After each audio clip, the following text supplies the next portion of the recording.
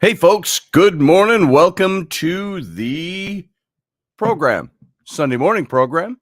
Not the typical, those of you who might be new to the show, not the typical weekly program, but the Sunday kickback, be a little more casual, have some coffee, just chat about stuff show. And I'm your host, Scotty Roberts, and this is my show. It's Sunday, just kind of a lazy, wicked, red-headed, freckle-faced step cousin to the Intrepid radio program, which is Monday, Wednesday, and Friday, in theory, at 9 p.m. Central, 10 p.m. Eastern. Do you know we've been doing this show? I say we, I don't know why. I've been doing this show, and we, if it's you who've come along for the ride, since about 2000. In the year 2000, just a little historical recap for those of you here. Take a sip of coffee and listen. We started about 2000. I had just been started. I'd been separated from my now ex-wife, and I was living, of all things, for a manly man at age 39 in my mom's basement. She had an apartment there that she rented out, really nice. Its own shower, everything. It was a really nice place. And so I rented her basement, and it had the bar in it. That's the one when Raini and I bought the house from my mom a few years later that we converted into the old pub, that whole downstairs area. Anyway, I lived there for about 6 months until I got my financial feet on a little bit, and I was going through the custody battle with my kids, and eventually got my own place, of course, because I was a grown man. I didn't want to. What if you met somebody? It's a little rabbit trail. Guys, you don't want to meet a fantastic woman and eventually invite her back to your apartment at your mom's place. I live at my mom's house, so I was there for a while, but um, I started the radio show. Then I would sit with my computer on the bar in the basement. It was a cool bar. It had this gross, sappy, faux stonework stuff all around the front of the bar, but the top was this old oak bar, and it was all polished, and it was really nice. Actually, when we left that house and moved, we took the bar top with us. It was so nice, and I built that into a bar at another house. Moving on, that's when I started radio. I was working with somebody I knew who was doing a once a week radio show. And I think it was Saturday nights or Sunday nights. I can't remember which. I think it was Sunday. And we did a show, 9 p.m. We were doing, it wasn't called Intrepid Radio, but we did paranormal, science, politics. We did the same mix of things that I do now all the way back in 2000, which was now 24 years ago. And it's really technically a little only over 23 because we didn't start doing that until about November of that year, 2000. And so we carried that on for a while. And then I started Intrepid magazine about, God, when you think about it, it was almost 10 years later. It was 2011 because I had gone to work for the Ghost Hunters doing the Taps Para magazine from 2009 through 2010. And by January of 2011 had resigned from Taps and launched my own magazine. Now, we didn't have a non-compete because my work for Taps was, it started, I don't know if some of the people involved with that thought I was just a fanboy doing free work for them. But part of the reason I had left Taps, and this is, I'm not casting aspersions on anyone or anything negative, but when it got down to the nitty gritty, I was doing all their marketing. I was doing publishing the magazine and writing articles and wrangling authors and wrangling. The thing had almost tanked before I came on. And earlier in 2009, TAPS Paramag had almost gone bankrupt.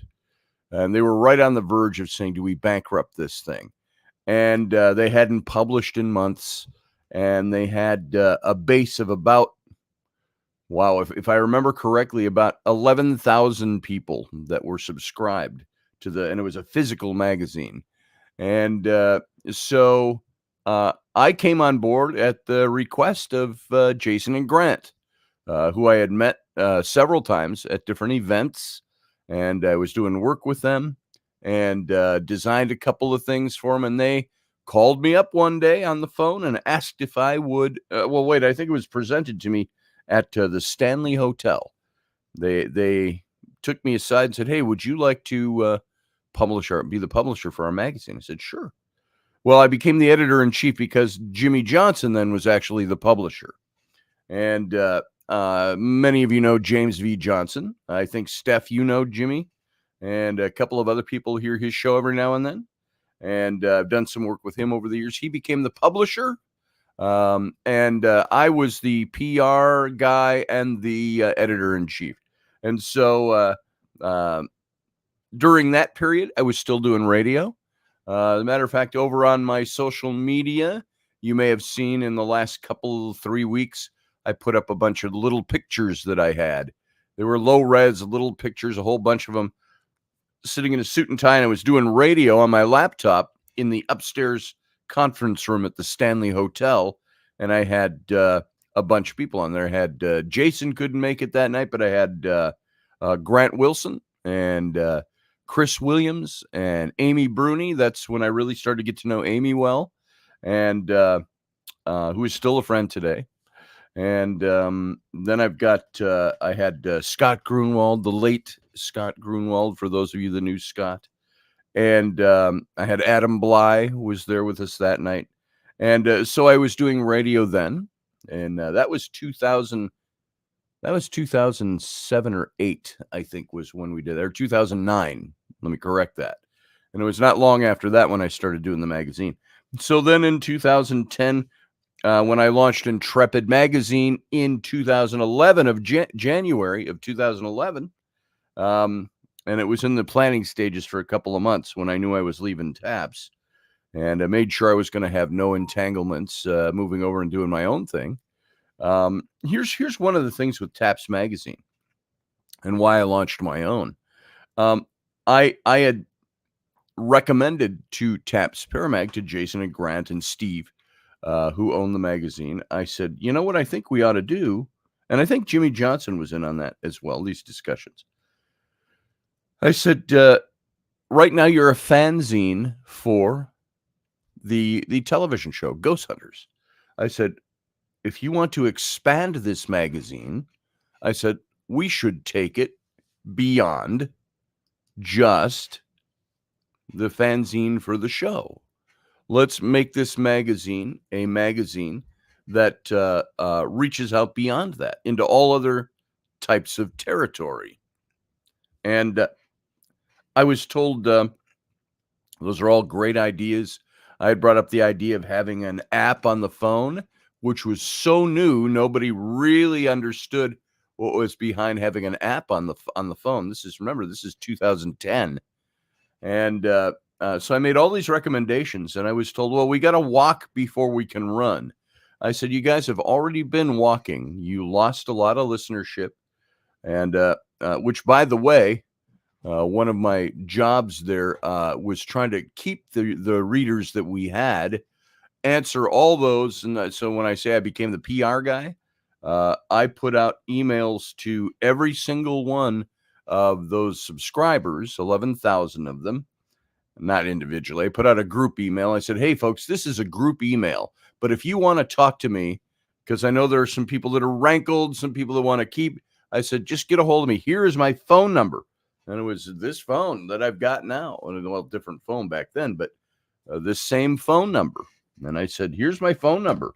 Call me if you're having problems with all this stuff, or we're getting the magazine relaunched and yada, yada. And we went from, I thought, from 11,000 pushing 20,000 by the time I was done there. So we had actually flipped the whole magazine around, and we had done well. We did never implement any of the cool ideas that I thought would have made that a great magazine to go further beyond just the television show. And so, and that's to nobody's discredit. They just didn't want to take it there yet. And so when I left Taps, I said, I'm gonna go off. I'm gonna do my own thing, and I launched Intrepid magazine, which was all of those things. And by the way, since we're still talking radio, the history of this radio show is inextricably linked to the magazine, because Intrepid magazine became. Let's see. Let me find this Intrepid magazine on. If you want to go take a look, we didn't do this for every issue, but once we launched, I'm going to paste a link into the chat room here. Once we launched Intrepid magazine, boom, somebody, best thing you could do, Scotty. Thank you, Steph. I will say this: we did have our problems at separation with the magazine, with Taps. When I said, look, I'm going to go. And I had various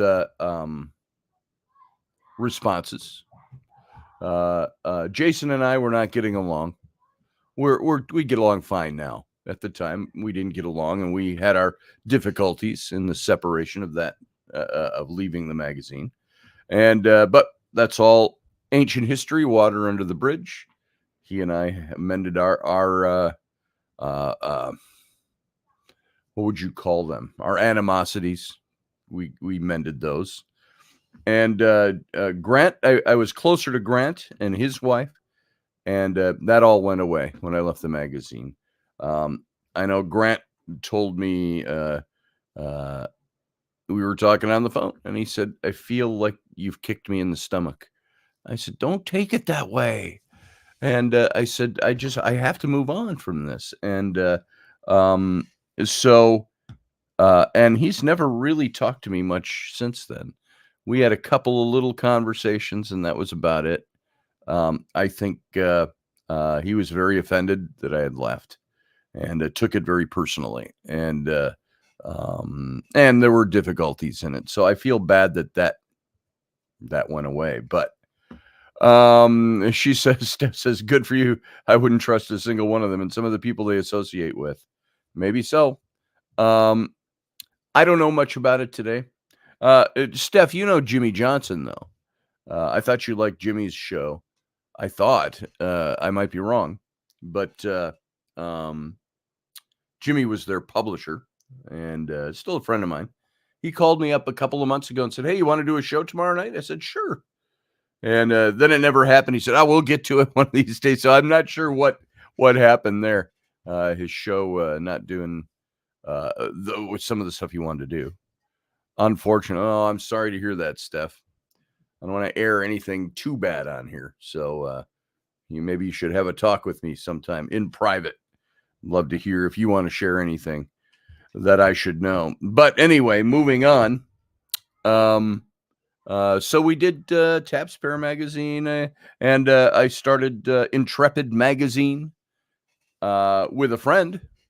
Same friend I started in paranormal radio with back in 2000. It's now 11 years later, and we're doing Intrepid magazine.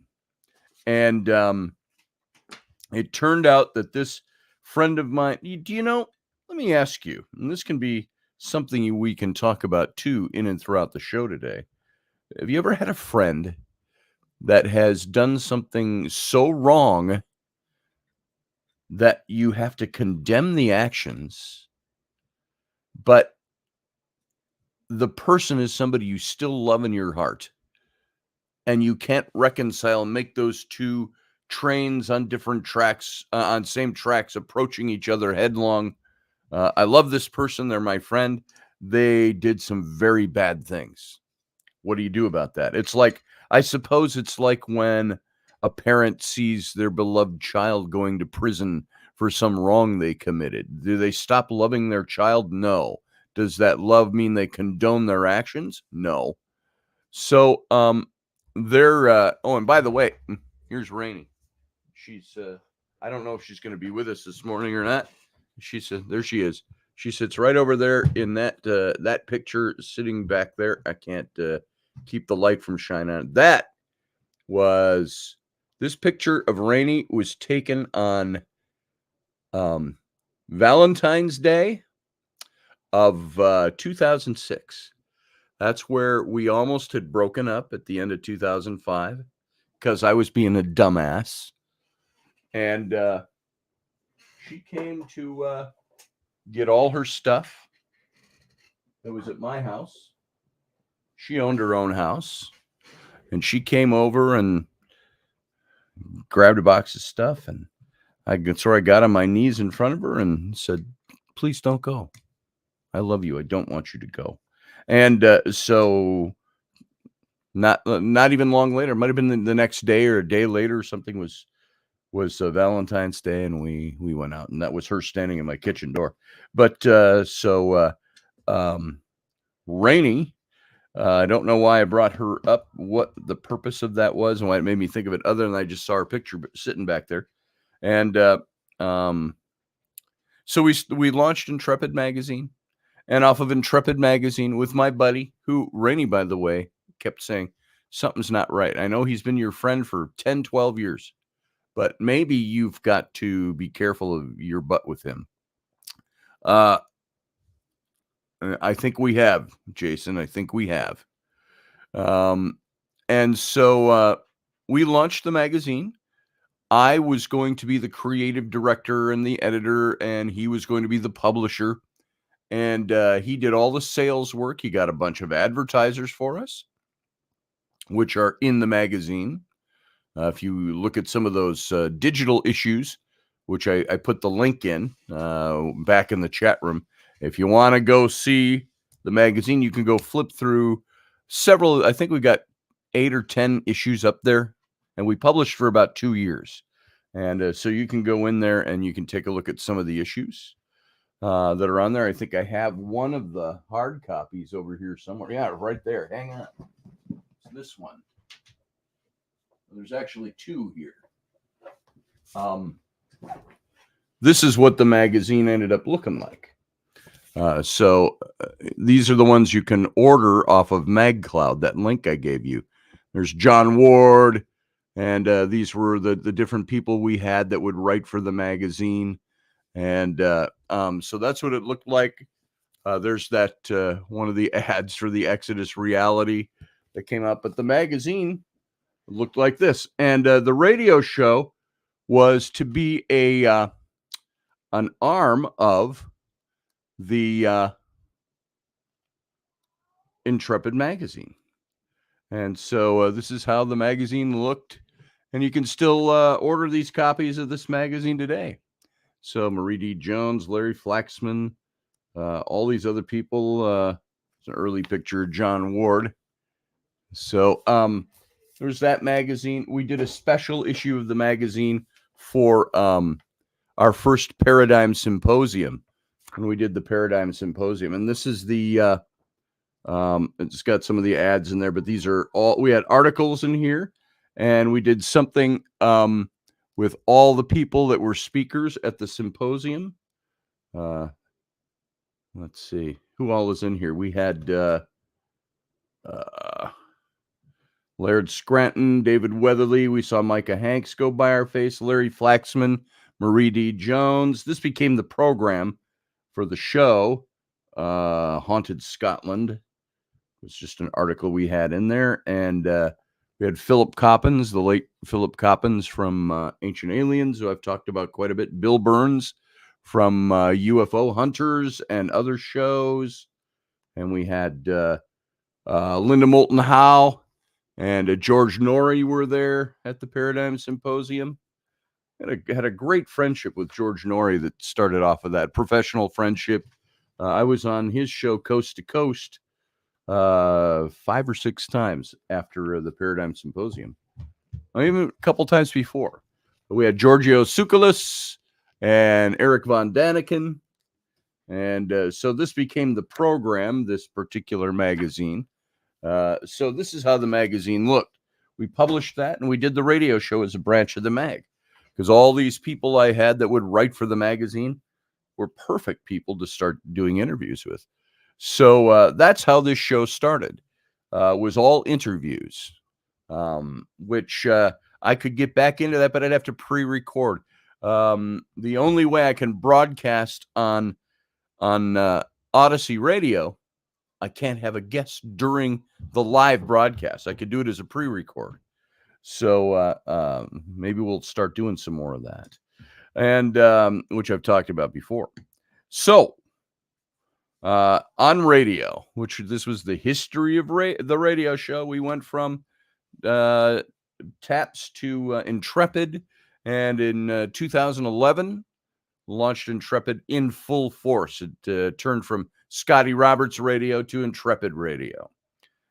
And so 2000 to 2011, and then from 2011 on, this show has been around in one form or another all the way up until we went from 2011 to, let me, before I go further, the man who launched this magazine with me, it was his idea to get into the magazine. He was trying to talk me into it the whole time I was at Taps. Let's do our own magazine. And so I finally did that with him. And he was a publisher. He owned it. He sold all the advertising that you see in this magazine. You see all these big ads we had in here. We had ads like, well, this is different. This was KGRA, where we were broadcasting. But some of the ads in this magazine were phenomenal. We had, and he sold them all. He's the guy that did all that footwork. I'm looking for some of them in here. We did 9 2-page spread ads in the magazine. And you'll see them if you thumb through the, like this one on the T and stuff like that. But he sold them for a certain amount of money.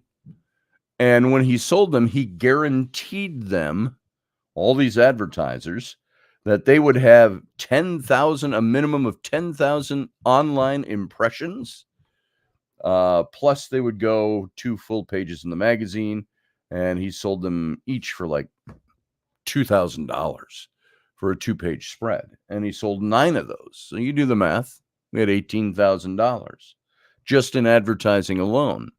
And then we were selling subscriptions, which were more expensive, back in 2011. With the advent of doing online stuff and all of that, magazine subscriptions have gone way down in price. But we were at like, I think $26 for the year was our price, the way we launched. And we started selling subscriptions based on my reputation with Taps, based on a sample issue we had done, which I still have one sitting around. Had Chip Coffey on the front cover of that when we did a big interview with Chip. And several articles from authors you would know and celebrities, for lack of a better word. So we launched that magazine, and then my friend absconded with all the funds. And those funds we had a certain way, those were supposed to be divided up and used, pay me to do my job. And he ran off with all the funds. And then we almost got in trouble. I almost got in legal trouble. There was all the advertisers grouped together and were doing an action against Intrepid magazine. And they had named him and they had named me. I believe this was in 2012 was when that happened. And I had to call some of those people up and say, look, I am not a part of this. I said, when he sold you those ads, that was all on him. I had no idea what he was doing. I said, I didn't even own the magazine at the time. Now I do, because he owed me money. I said, I will just take the ownership of the magazine over. And so I talked to every one of those advertisers, and I was removed from all the legal stuff, which was fantastic. And some of them went on to advertise with me a bit. And I said, I'm just going to run my part in this. I said, I will run your ads for nothing for the next year in the magazine, which I did. And so anyway, Intrepid Radio came off of that. And while the magazine stopped around 2014, I continued to do Intrepid Radio. And it was, what year was it? With Russ, our present situation with Odyssey Radio, even though the station has changed names a couple of times. Same guy for the last 4 years now. So 2020. I wanted to say it was 2019 we started, but I think it was August 19th of 2020 was when we started in earnest, where we are now. And we've been here ever since. So all of that to say, there is the history of Intrepid Radio and Intrepid Magazine, how they're all inextricably linked. And so there you go. So how's everybody this morning? I don't think I even said good morning to everybody. Steph, I've seen you and talked with you already. Good morning, Steph and Sandra over in England.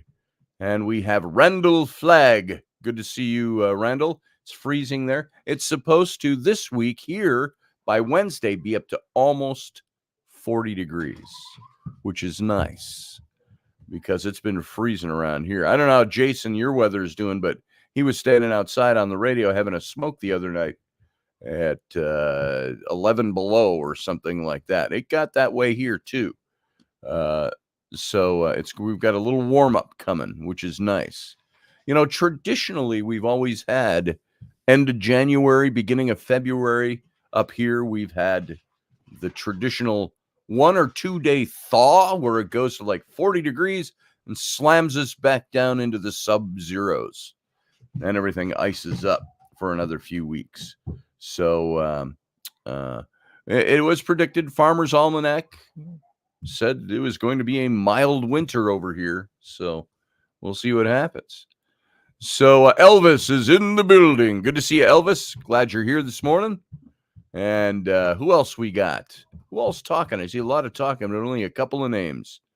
Let's see. Jason is here. He says, I think, yeah. Powerful Violet Truth. You don't throw the baby out with the bathwater. That's right.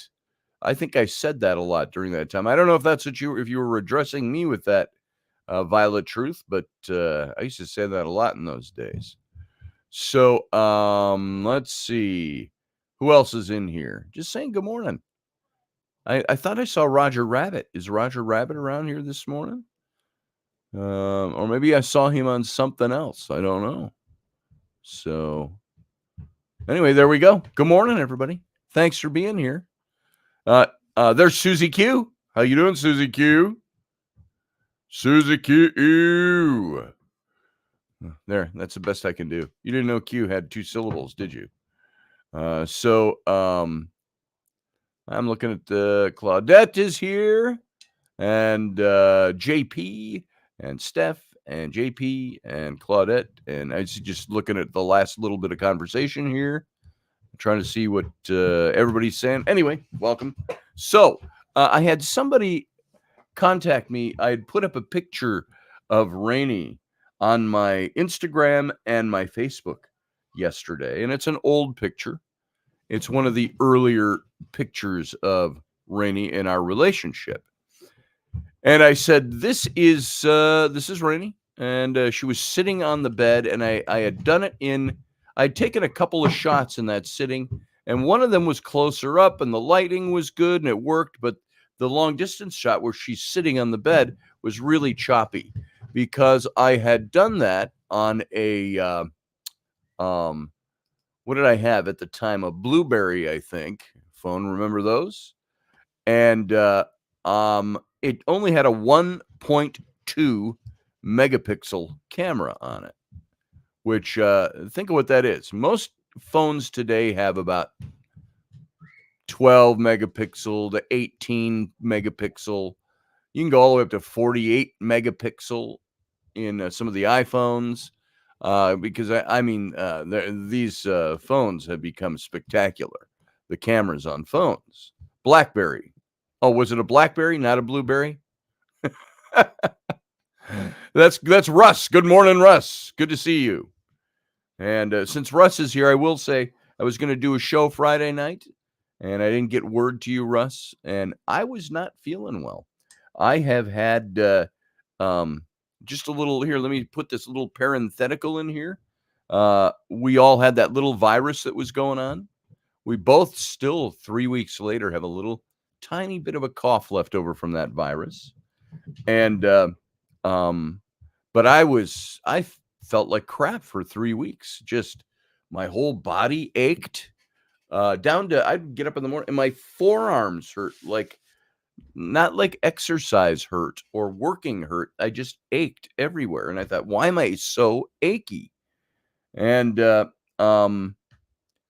was dizzy a lot and I was tired, just fatigued and dragged out. And I finally went to my doc, who ran a bunch of blood tests and stuff. And they always do that. They jump on that stuff because of my heart. And he said, well, he says, there's only a couple little indicators, this and that. And he said, let's do another echocardiogram on your heart. So I got to get that done sometime this week. They want to check out, make sure my heart's still good. Even though the graft on my heart is good. They said that'll outlast your body. I said, how long is my body going to last? But I still have heart disease. So they keep a close watch on that. Yeah, Roger, you missed out on some tech with the Blueberry. And was it Blueberry or Blackberry? Russ says Blackberry. I thought it was Blueberry for some reason. I had one of those. They were kind of neat looking phones. They were almost square and a little thicker, and with the keypad and stuff, and they were great. At least I have a heart, more than I can say for some people. Whoa, Steph, we just crossed over into some different territory. We're gonna have to talk about that. Now you have me intrigued. I'm all worked up, and I want to find out in private what you're talking about, because probably not stuff we should air without just for propriety's sake. Claudette says, Scotty, I've been sick for a week now. The top of my head's been aching. Yeah, I had the same thing. And so I don't know what it is. My blood sugars and stuff have been fine, all of that. But now they're concerned about my heart. Let's make sure. So I got to go check that out. But we all had this virus. And so Friday night, it was just another day of feeling like I got nothing left. I can't possibly sit down on the radio and do something. I was actually working on the graphic, like one of these graphics, like this year. I was working on a graphic for the radio show. And I said, I just can't do it tonight. And I felt like I was falling over and going to fall asleep at my computer. Some of which I did last week. I'd sit there and I'm designing. I got my hand on my mouse and I'd open my eyes and I'm like, I just fell asleep. How long have I been sleeping with my chin in my hand? So what we're wishing good luck to Sandra. What's Sandra up to? I'm having a blood test tomorrow. Oh, good luck with that. Hope all goes well. Roger Rabbit's had something for a couple of weeks. It's been kicking his butt. No energy. Short bursts of energy. Same here. That's how I was, Roger. And this is whatever. I don't know if it's the same strain or if it's just this stuff is always there and lays dormant. And then it raises its ugly head every now and then. And it gets passed around and everybody's sick for a while. And it's the human race. So we're like. So by the time I feel good enough to get up and go, I'm already worn out from getting ready. Ain't that the truth? I would find I have a box that was sitting on top of a box of books over here, full of little bits of junk, radio wires and little bits of pieces of things. And I was walking to go out the door and I caught it on my leg because it was stumbly. I was not, I was like just fatigued and I tipped it over on the floor. It sat there for like 4 days before I picked it up. It's like, Jesus, I'm not going to pick this up right. I just brushed it aside with my foot because I didn't feel like, Roger, maybe this you can find simpatico to this. I would bend over to pick something up and stand up and I'm like, that's it, I'm done. You know, be short of breath and all of that. And so Steph had COVID 2 weeks before Christmas. But you had underlying issues, so you were prepped for it. We didn't have COVID this time. It was something else. Went through our whole family. Carlene's listening while headed to walk in. Looks like my rheumatoid took me out. Can't walk. Well, headed to walk in. Well, I hope you're feeling better. Have some tea or something, Carlene. And yeah, Claudette, everybody's had it. So and Raini still doesn't feel tip top. She's the health nut in the family. And so anyway, that's why I canceled Friday. And it just it's become easier and easier to cancel when I don't feel good. I used to feel really guilty about it, and now it's like, just can't do it today. And anyway, and just think we used to do it 5 days. When did we go to 3 days a week? A year ago? Something like that. Anyway, I want to show you something here. I had put up, there's a story that I promised I would tell this morning. And you guys know the story. Many of you have heard it before. But I put up a photograph that, an old photo of Raini that I said there's a little ghost story behind this. Here's the photo. I'm going to put it up now. There's the photo of Raini. And I started talking about this. I took this picture of Raini. The date on it is January 28th of 2006. So that's 18 years ago. I took that picture. And so January of 2006, Raini and I first had gotten together and kind of hung out off and on. We weren't dating or anything in November of 2004, which was a little over a year, 14, 15 months before this picture. And then we didn't start hanging out with great regularity, still not quite dating yet, but doing everything that dating couples do in August of 2005. And then by fall of 2005, we were full on. She had her own house, but was at my house 5-6 days a week. And we did everything together. I loved her, but I was still, and I've told this longer version of this story, I was an idiot. And I had come out of a marriage, and then I dated a woman for 4 years, which ended several months before Raini and I started up. And I just didn't want it. I didn't want a relationship anymore. That doesn't mean I didn't want sex. I didn't want to have companionship and friendship and all those things. But I was an idiot, and I played an idiot for a while. I'm not an idiot, but I play one in real life. And I almost lost Raini in the process. And much to her, she obviously loved me enough to stay, to be there. And even though we had kind of broken up for a little bit of time, I didn't like it at all. I was absolutely torn up about her. And so, but this was January of 2006. And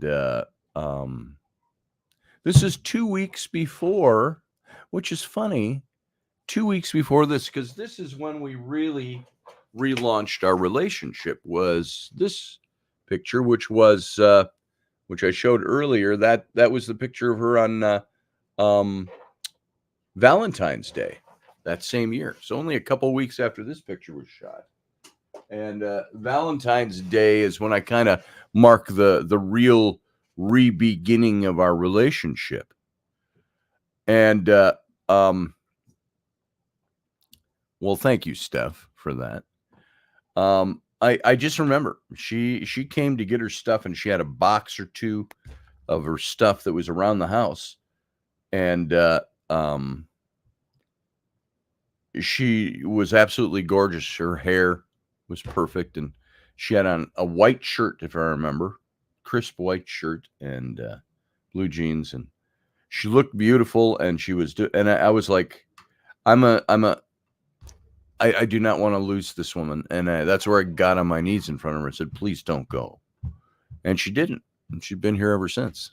So, 1 week she went up to her mom's for a few days with the kids back in when Ellery was a baby. So that would have been like 8 years ago, and we had a rough go. And she went up, and she was up there for a couple of days. I didn't know what she was going to do. And but she called me, and nothing bad happened. It was just needed a break for a couple of days. But she didn't have a break. She had the kids with her, but she needed a break from me, apparently. I had done something. I have no idea what I did, still to this day. Half the time, I'm just a guy. Guys, chime in with me. Half the time, we don't know what we've done wrong. But we've done it. Roger said it's one of those years where we could get to decide something. So, of course, we are getting hammered with new mystery illnesses. Yeah, there you go. Nothing to see here. Yeah, exactly, Roger. And we all know where some of the underlying stuff about that. But so this picture, I said, when I put this picture up, I typed in the description, I said, this is that picture that kind of goes along with that ghost story I've told of the comforter being pulled off of us in the middle of the night. And Deb out there from my social media, my Facebook, if you're listening, I'm telling this story because she asked, well, now I want to hear the story. And so here's the story, Deb. If you're out there, and everybody else has heard this, if you're a regular of this show, but I'll tell it again. It's still a good story. But this picture right here, I put this picture up, and if it looks hazy, it's because it is. I took a few pictures in this setting. There's another shot of her somewhere that I took during that very same sitting.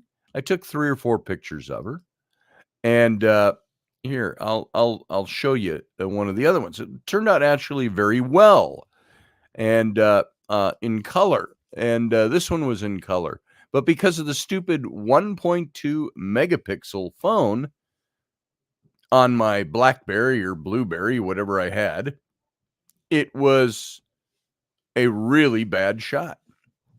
I had backed up away from Raini a little bit. I took this shot of her, and it was so hazy in the color.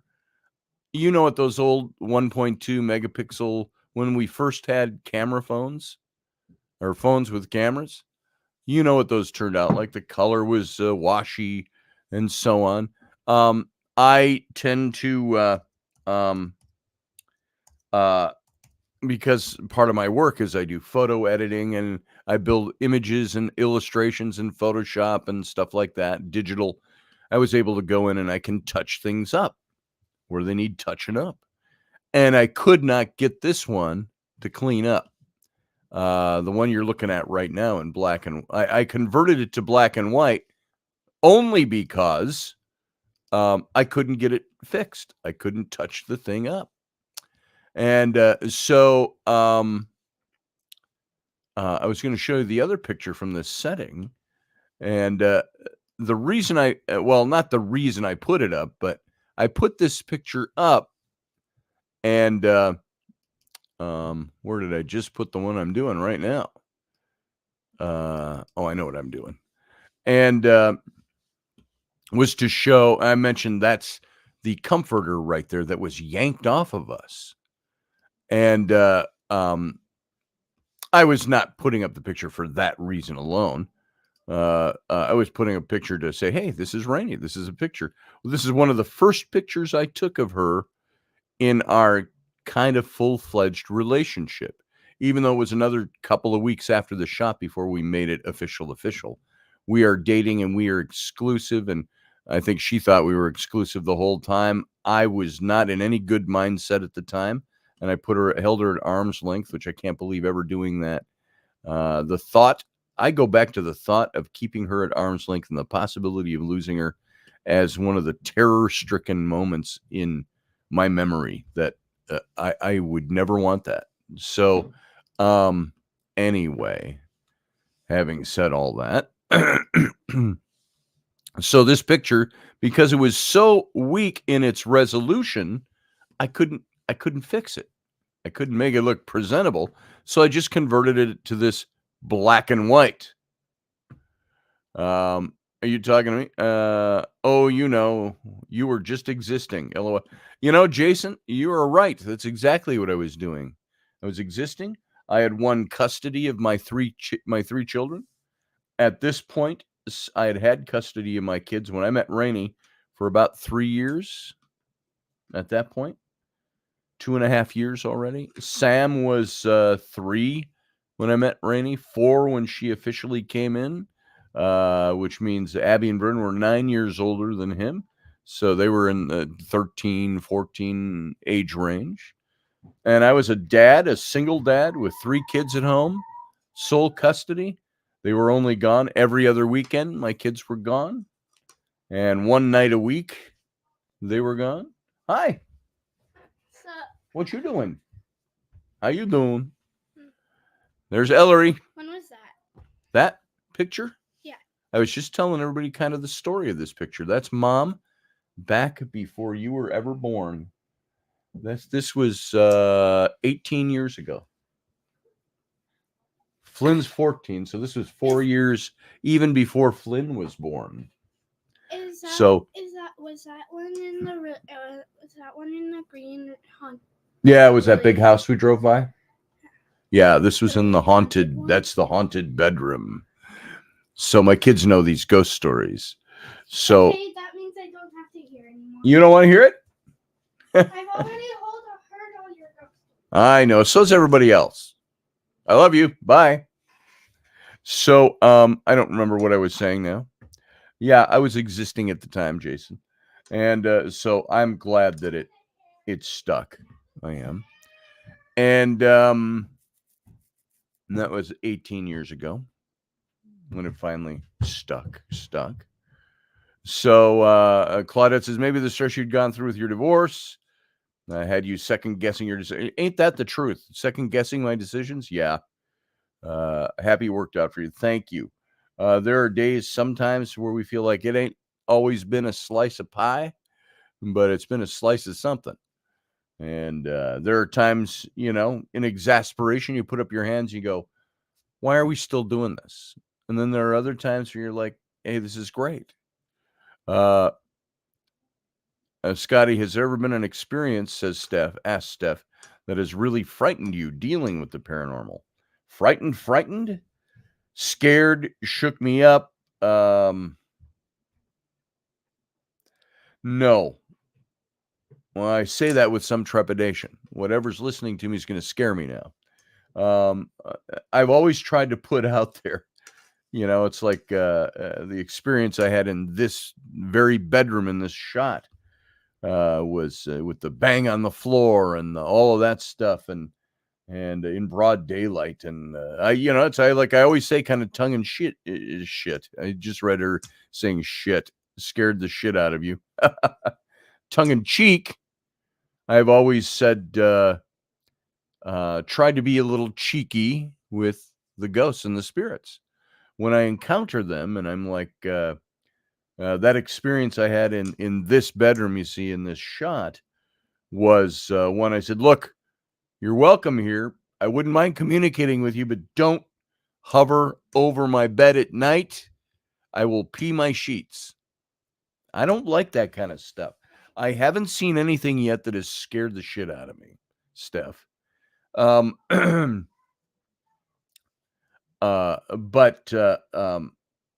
I've tried to avoid those moments. If I feel it coming, sometimes you feel it coming, and you're like, "Hey, look!" I was doing some online TV with Jimmy Johnson a year ago, and we were at a location where in the dark, in the basement, you can't see a damn thing in front of your face without the IR camera in front of your face.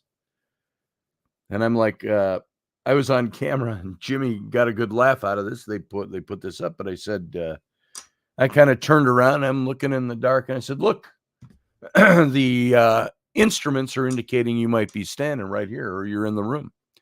I said, "You don't have to go all spooky on us." I said, "You can just come and introduce yourself. That'd be just fine." I said, "I could handle that." And that was really, that's how I deal, Steph and others, with not getting too scared or scared the shit out of me type of thing. I deal with it with humor. I figure if it's a ghost or a spirit, they know what sense of humor is. So I try to use that when I do this kind of stuff. Claudette talks about having been scratched in a house that she lived in a few times. I've never had that happen.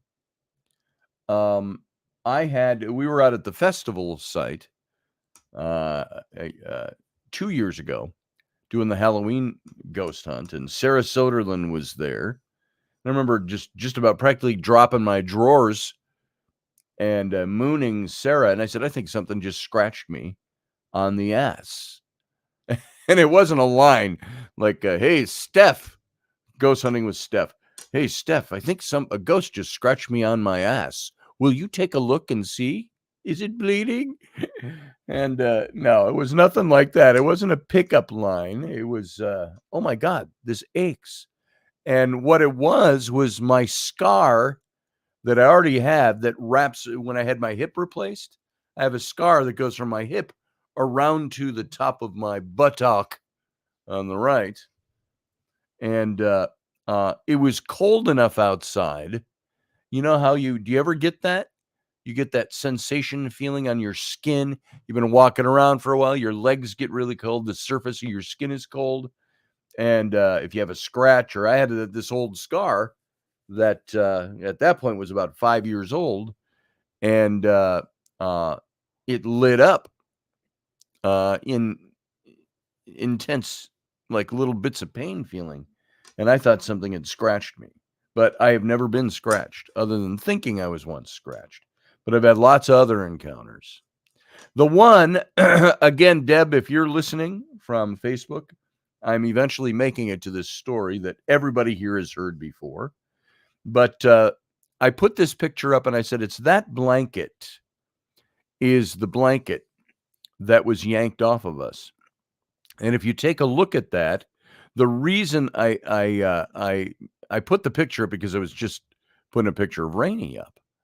But I said, by the way, I said, those of you who know the story, that's the blanket that was yanked off of us in that one night, very early on in our relationship.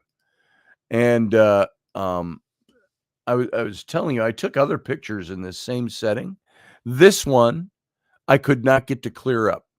But when I had zoomed in on her, come closer to her, the lighting changed. It shifted a bit, and I had a much better picture of her. This one. So this picture was taken at the same time. So you can see the little 1.2 megapixel camera worked just fine if the light was right. And for some reason, now I have obviously done a little Photoshop sharpening of this photo. This was a little hazy too, but you can see it if you look at it now, this particular picture, you can see it's a little bit hazy. If you look at her cheeks and stuff like that, you can see that it was just a touch hazy. And, but I was able to sharpen up. The lighting was right. The angle was right. And, the orangey glow, it was had kind of these orangey yellow walls, but a little lighter. In the right light on the camera, they would turn out looking like this because the light is right back there too. So there was Rainy in the same setting, sitting on the bed, and then I took this shot of her. Now this one I had to touch up just to make it look decent enough. But I said, oh, by the way, you see that heavy blanket? That's the blanket we were talking about. Now, I showed you this all once before. This is what's hanging on my chair right now, is that blanket. So you can see, I'll just stand up here for a second. This is the weight of that blanket, which is pertinent to this particular story. So there you go. That is the blanket. We've still got it. I've had this blanket for like 20 years. And so that's the blanket that's on the bed at that time. It's a big, heavy thing. And so the way the story goes, and all of you have heard this before if you're a regular here, is, well, we were sleeping. It was about this period of time. It was either this night that I took this picture. Scotty, now spin a bit. Maybe give it a little wiggle. Oh, you got it, Steph. Let's see. Let me pull it all up. There we go. There we go. There you go. All right. I always thought that when I stop using this as a blanket, it's going to make a great costume. But it's so heavy, I wouldn't want to wear it in the summertime out at the festival or anything. But there you go. So it was. It's got this faux sheepskin on the inside, and it is suede. It's like a really soft, supple kit glove type of leathery, suedey stuff, and then you've got the faux sheepskin lining. And here's my wiggle for you, Steph. Hey, there it is. That's all the wiggling I do. I don't wiggle well. I fall over when I wiggle too much. So, and you can see it would make a great robe, for a movie, like a medieval type of thing or Renaissance or something like that. So, anyway, this is the blanket, and if you want to know, it's a Woolrich brand, which has been. Oh, thanks, Steph. Even tucked a fiber in my garter belt. So thank you, Steph, for that. I appreciate that. Means a lot to me. Everybody see what Steph did? You can do that too. I appreciate that, Steph. So this picture of Rainy, you can see it's even though this one's black and white, you can see it's the same blanket. This thing is heavy. It's heavy. I could wear this outside when it's 11 degrees below zero. I could just drape this thing over my shoulders and I wouldn't need a coat. So it's a big warm blanket. And there are times where Rainy has said over the years, need to get rid of that blanket. In her thinking, when she came into this relationship, this blanket had too many, sorry folks, delicate ears, too many naked women on it. And I'm like, it ain't that bad. I've washed it. You were on it for a year and a half, 2 years before we got married. And she's like, maybe you should just get rid of that now. No, it's fine. I've washed it. I've laundered it. It's hung out in the breeze. It's done. And it's still a great blanket. So it is an extra blanket on our bed right now. It just gets folded up. It sits on, there's a footstool, big ottoman alongside our bed that this sits folded up on. Sometimes I grab it. If Rainy gets all the covers, I just grab this thing and I wrap up in it if I get cold. But I love this blanket. It's a great blanket. So, and it's not that I'm disrespecting Rainy's request. It's that we kind of laughed about it. I think she was kind of tongue-in-cheek about it. I don't know. All you women, Steph, if you had a boyfriend or somebody that had a blanket like this, did you make him get rid of it? I don't know. That's like telling me to get rid of my whoopee. Not happening. There you go. I totally understand her reasoning, said Powerful Violet Truth. Who is Powerful Violet Truth? Do I know you? You don't have to, if you're hiding behind a pseudonym there, and I don't know you, you don't have to say it here. Just let me know. Do I know who you are, or are you new to the show? Have I seen you here before? My memory is that bad these days that I may have seen you. There's a lot of people, I see them once or twice, and then they'll pop in later, and I'm going, have I seen you before? Or somebody looks up, oh, that is Deb. Well, there you go. This whole story is for you, Deb. This is the Deb. Well, thank you, Deb, for coming in. JP says, laughing my ass off, washing it doesn't matter to them. No, it doesn't. I mean, guys, look at this blanket. Look at the quality. I mean, this blanket's 20 years old, and it is still high quality. The durability and quality of this blanket is unbelievable. And I think the only way I'll probably ever get rid of it is, like I said, if I make it into a costume robe or something, if I ever get back into doing that stuff. So anyway, it was this blanket. It was maybe this very night. But I know Raini and I she'd been sleeping in my house. We'd been sleeping together for a long time. And frankly, while this picture marks near the beginnings of our relationship, these pictures are 18 years ago. We've been married for 16 of those years. We were living together for 2 of those years before we finally got married. And she was a stepmom without being an official stepmom to my kids. But it was one of these nights, and but this is the blanket. And so there we are. We're sleeping. And I feel the blanket, this big, heavy blanket, get yanked off of us in the middle of the night.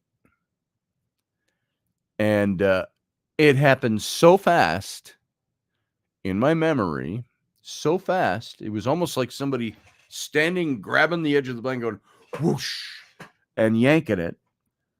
I sat up real quick, and I was able to catch it down by my feet. I grabbed it, and I yanked it back up. So it was a very quick action. And I went, wow. And Raini didn't really wake up, but she moved, kind of rolled over toward me, and I go, our blanket just got pulled off. Yeah, I saw that. And something, and I rolled over. I looked at the clock, and it was 4:44 a.m. And I thought, oh, that's such a weird time. I wonder if there's a significance to that. So I put that in my mental safe and said, I'll have to check into that. So we got up in the morning. We were talking about that. And this is where Raini also said, well, this wasn't the same night, but she brought it up again. And she mentioned, well, remember, I saw that little boy standing in our bedroom. And she saw a little boy that was about Sam's age, but Sam wasn't at home. That was one of the weekends that they were gone with their mom. And she said a little boy with blonde hair. He was wearing a black suit and a white shirt that was buttoned up to the neck, and you could see white cuffs coming out from under. And he was standing over on the side of the bedroom. And this is that bedroom that you see in the picture here was a double wide bedroom. The previous owners of this house had knocked out the wall between 2 bedrooms and extended the wood floors years and years and years ago. And so it was one big bedroom with wooden floors.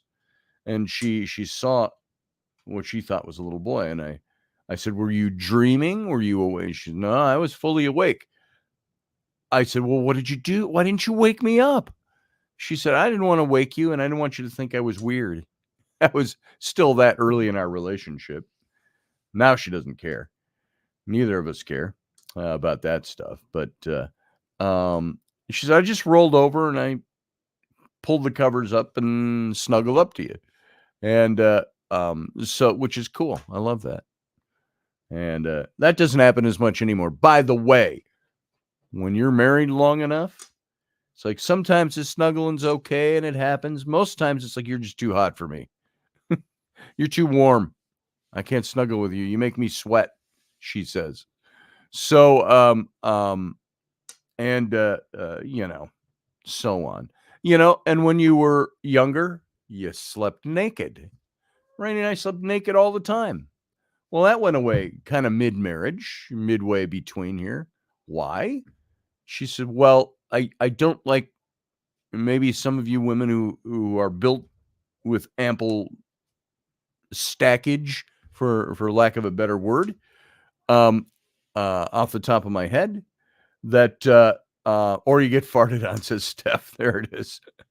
And Rainey says, I have to wear like a tank top or something because she said, I roll over and I squish my boob and I don't like the feeling of it. And, you know, because the longer you're married, the more practical life becomes. So I don't think Rainey and I ever farted on each other. We both have farted in the bed, and it's like, oh my God, don't do that in bed. Oh, Deb says, I felt something crawled into the bed with me, and nobody else was in the house. Yeah, we've had some things like that happen, and lots of stuff happen. So we had the blankets pulled off of us that night, and the 444, and we had all kinds of other things had taken place in that bedroom of a ghostly nature. This is where we got Rainey and I. It was right around the same time as this photograph. It was earlier this month, as a matter of fact, that month, January of 2006. It was a couple weeks before this. Yeah, the couple weeks before this was when we had the little boy that she saw in the bedroom, because it was January that we had a friend of mine, a woman that I kind of dated once, and her mom were good friends of ours. They came over. They were both witches, second and third generation, and they were trying to find out what was in the house. And because the bedroom was the focal point, it was, and I've mentioned this before, Kay, the mom of my friend, used to come over to Scotch and Cookies on Thursday night with her daughter, and she'd walk in the door and she'd say, something's very active in here tonight. And we'd have 20 people over. I said, yeah, there's 20 people in an Irish band playing. She goes, no. She said, I feel the presence of a woman, like a jealous woman in this house. She says, whenever you have a woman over, this woman spirit, she says, doesn't like it. And it was very interesting. Steph said, creepiest thing I had was I was in a very heated argument and my bedroom door legit slammed shut. We both stopped and were like, what the fuck? I think it was trying to get us to break it up. That happened to Rainey and I once in a house. No kids in the house. We didn't have our kids yet. Or we just had Flynn. Flynn was an infant still. But we're arguing. We're yelling. And the kids' bedrooms were all upstairs. And a small house, old house in the in Wisconsin. And we're arguing away, screaming at each other practically, and slam! Steph, that door slammed upstairs, one of the kids' bedrooms. And it stopped the argument right away. And Rainey and I looked at each other and we're like, whoa, what was that? And we creep up the stairs. Rainey's behind me.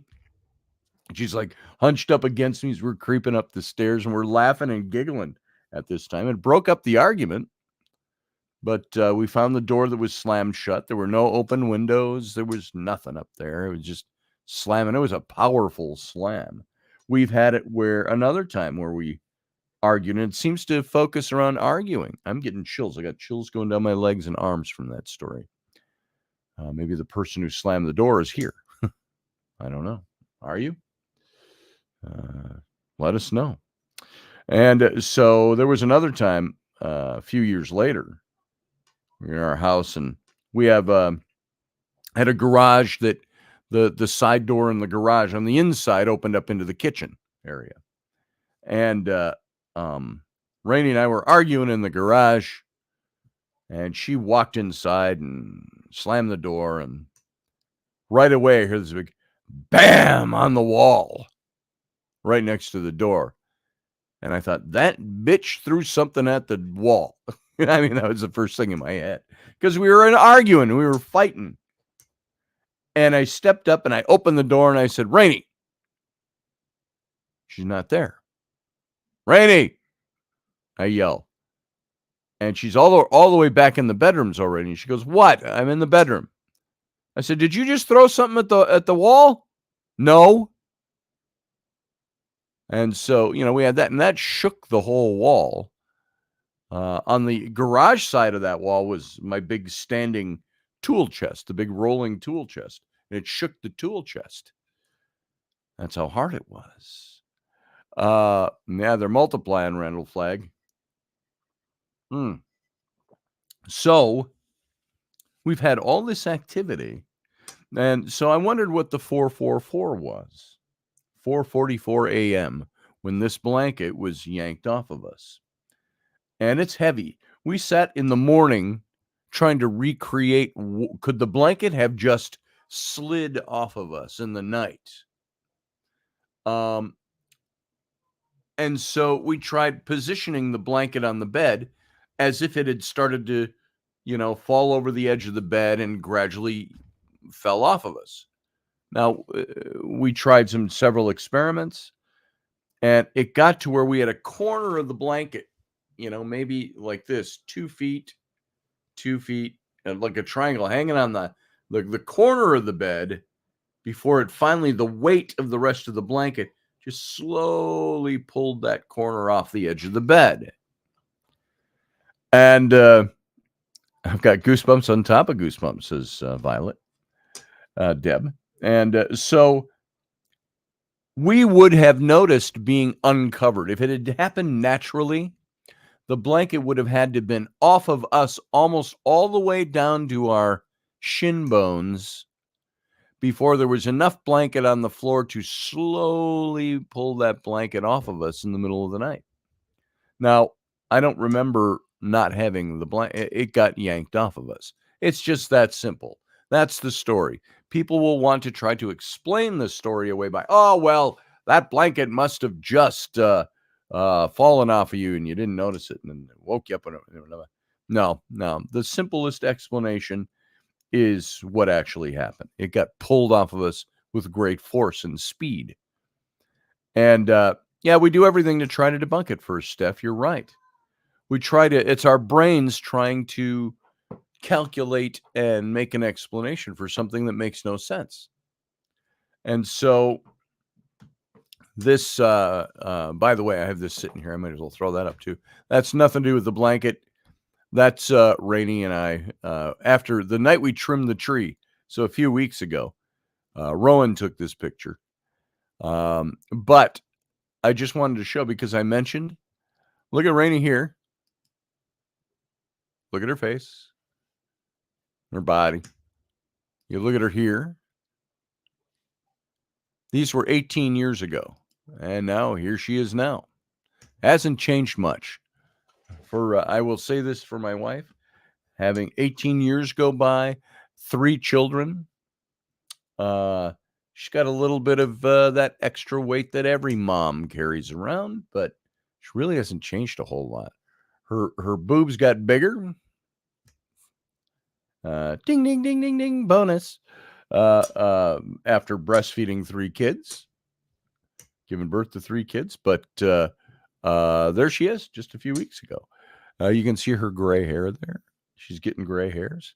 And that was my Christmas present to her, because she said, I haven't done my hair, had it done for 2 years. And I know this, and I don't know why. She just hasn't had it done.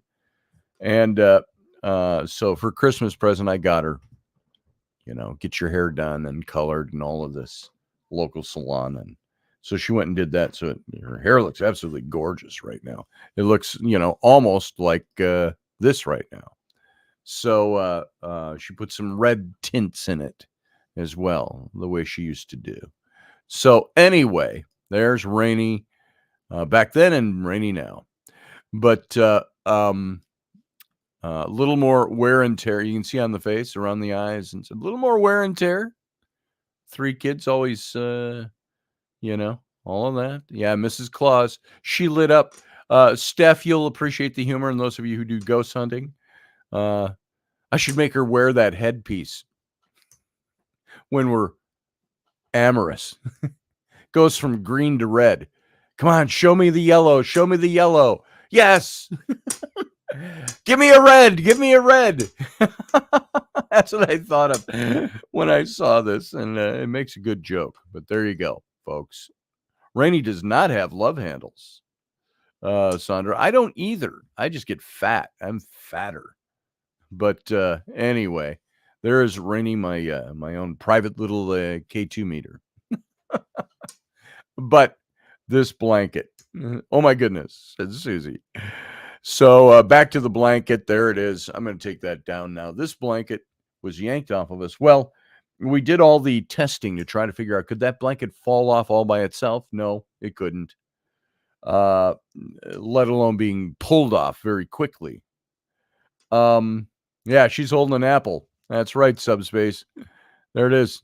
She's got that apple in her hand. So, and she gave to me to eat. And I said, the woman that thou hast given me did give me this apple to eat. Which, by the way, as you all know, if you listen to me for any length of time, that whole scene in the Adam and Eve story, that's a sexual scene. It's all about sexual activity. It's all about seed being created. So there you go. We'll talk about that again some other time. So, blankets pulled off of us.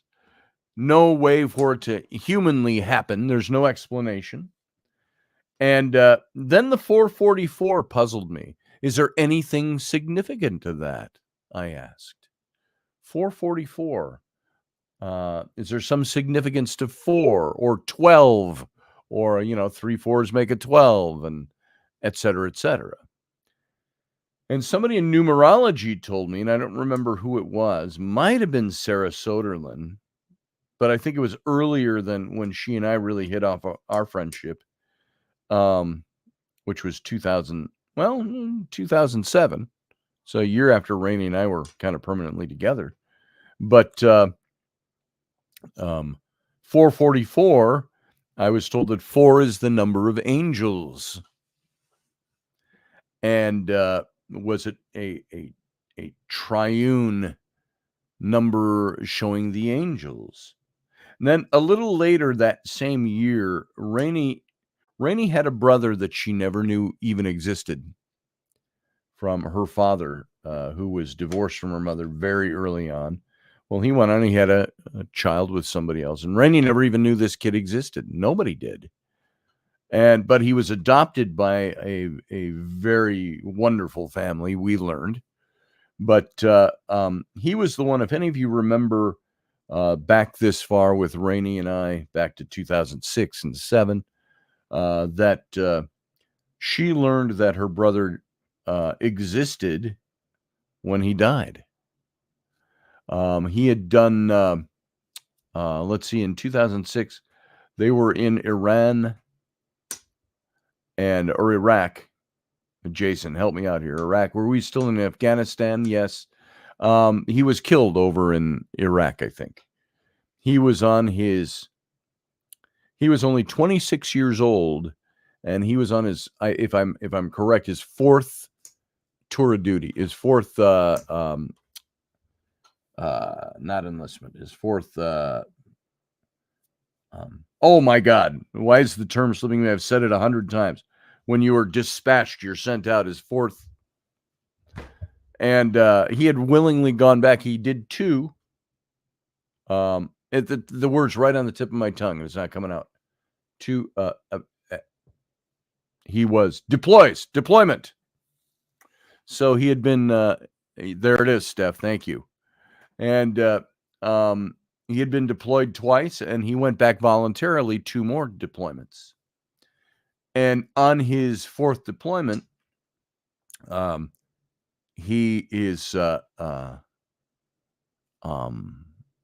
Hummer, military Hummer, was hit a explosive device in the road, and it blew off, I think, one of his legs, maybe one of his arms. It messed him up pretty well. He got taken to a hospital in Germany where he was recuperating. They had done these surgeries, and he was doing all right, it seemed. He talked to his family and wrote, and then it just took him suddenly, and he was gone. Deployment. Thank you, JP. Deployment. And what's interesting, he had this tattoo on his back. We learned this all from his family. And they showed us pictures that he had sent to them that he had done while he was on deployment. Tattoo that had that Bible verse on it. No greater love than this, than a man laid down his life for his friends. And a flag or an American eagle with it or something. And he had that on his back. And he was a young man. Actually looked something like Raini. And but she never knew him until she found out about his death. And he had died about the time that whole blanket situation took place. And she had wondered, because of the combination of the number of angels, the number 4, maybe the 3 times the angelic number. Maybe that wasn't it at all. But if anybody knows numerology, what does 444 stand for? Could it be just the 4s? Could it be something else? I see 444 more than the other numbers, says Violet. So could the 12 be in there? But Raini had speculated and wondered, do you think this could have been my brother? And so it was interesting because it all happened around the same time. And of course, there was lots of other things that took place in the house because of this or around this. The stories of Tamara Barnhart came up with, sorry, my phone's ringing. I forgot to turn that off. That is my dad. And let me just, hey, Dad, I am doing a live radio show right now. Can I call you back in a bit?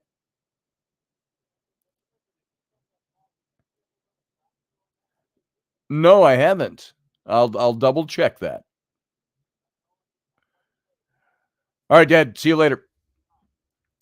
All right. He's just checking on something I had sent to him. That's my my 84-year-old dad. So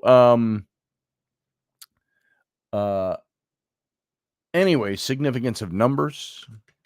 Tamara Barnhart. I've told you that story many times.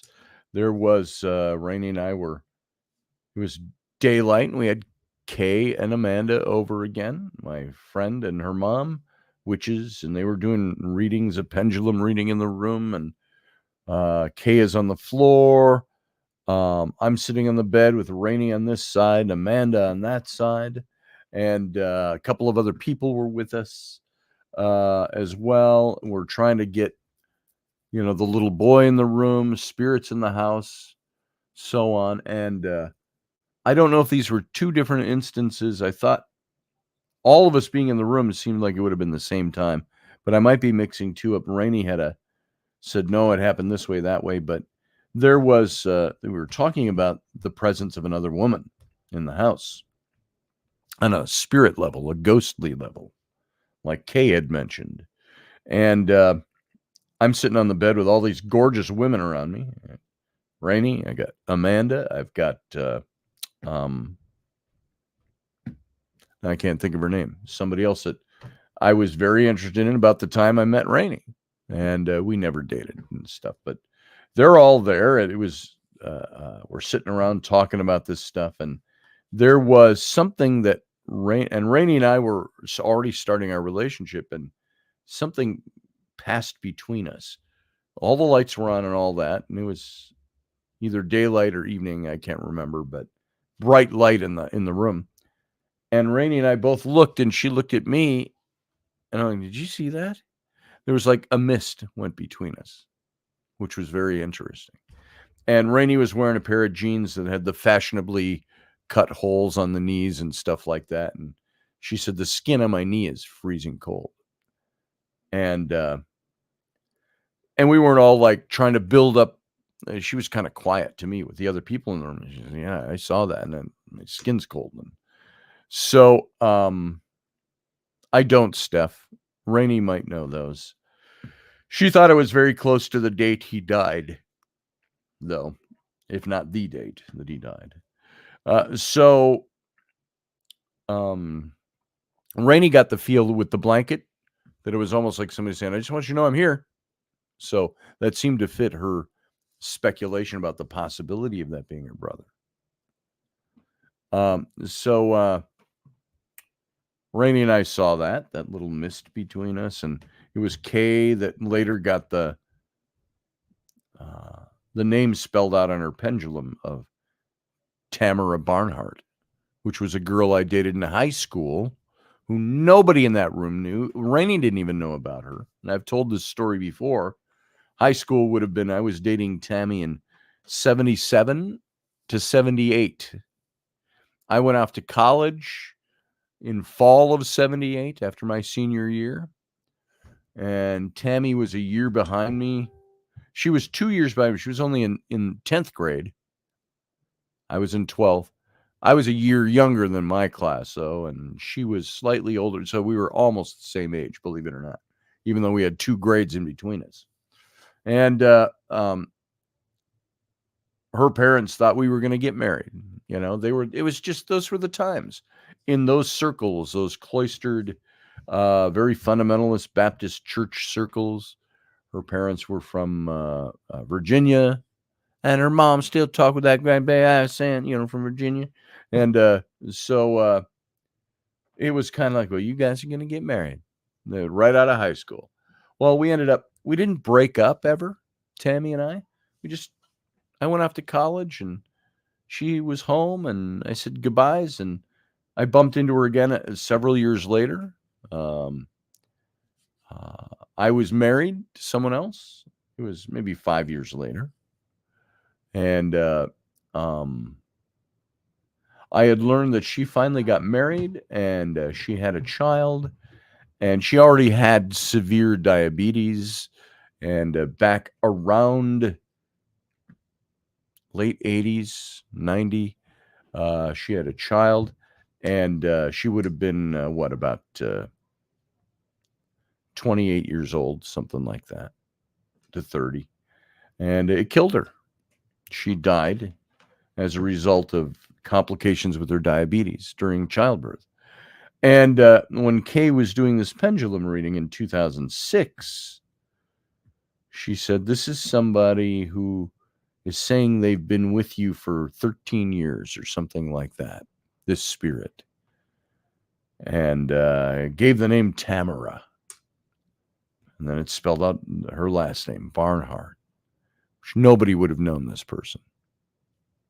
I'd never talked about her. There was no reason to talk about her. And Rainey didn't know who she was. Kay certainly didn't. And so that was very moving and pretty incredible. I do believe in spooks. I do believe in spooks. I do. I know what that's from. Violet, Deb. Anybody else there know that line? Name what movie that came from. I do believe in spooks. I do believe in spooks. I do. What movie did that come from? Yeah, Susie, that's what we thought, unrequited. And it was interesting that I'm getting chills all through my body right now.